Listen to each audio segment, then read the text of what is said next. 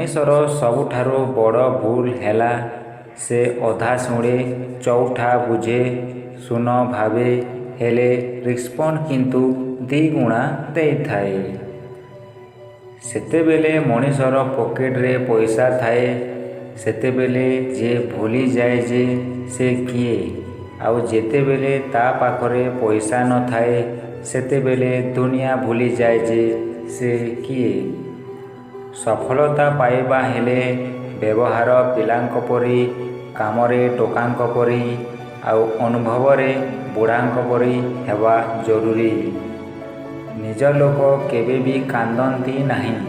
କାନ୍ଦନ୍ତି ତ ସେଇମାନେ ଯେଉଁମାନଙ୍କୁ ଆମ ନିଜର ବୋଲି ଭାବିବାରେ ଭୁଲ କରିଥାଉ। ଅହଙ୍କାର ତାକୁ ହିଁ ହୋଇଥାଏ ଯିଏ ବିନା ସଂଘର୍ଷରେ ସବୁକିଛି ପାଇଯାଇଥାଏ। ହେଲେ ଯିଏ ନିଜ ପରିଶ୍ରମରେ ସବୁକିଛି ପାଇଥାଏ ସେ ଅନ୍ୟମାନଙ୍କୁ ସମ୍ମାନ କରିଥାଏ। ସତ ଗୋଟେ ସର୍ଜରୀ ଭଳି ହୋଇଥାଏ।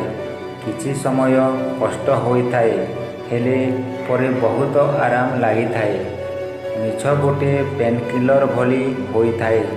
କିଛି ସମୟ ତ ଆରାମ ଲାଗିଥାଏ, ହେଲେ ପରେ ପୁଣି କଷ୍ଟ ହୋଇଥାଏ। ସଫଳତାର କବାଟ ତାଙ୍କରି ପାଇଁ ଖୋଲିଥାଏ ଯେଉଁମାନେ କବାଟକୁ ଠକ୍ ଠକ୍ କରିବାଠୁ ଅଧିକ କବାଟକୁ ଭାଙ୍ଗିବାରେ ବିଶ୍ୱାସ ରଖିଥାନ୍ତି।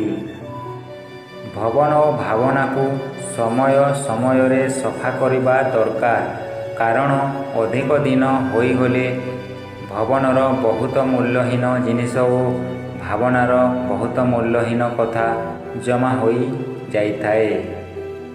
ଯେଉଁ ଲୋକଙ୍କ ବିନା ଆମେ ଗୋଟିଏ ମୁହୂର୍ତ୍ତ ରହିପାରୁନା, ସେହି ଲୋକଙ୍କ ହିଁ ଆମକୁ ଏକଲା ରହିବା ଶିଖେଇ ଦେଇଥାଏ। ପ୍ରେମ ଓ ପକ୍ଷୀ ଏ ଦୁଇ ଜଣଙ୍କୁ ଖୋଲା ଛାଡ଼ିଦିଅ।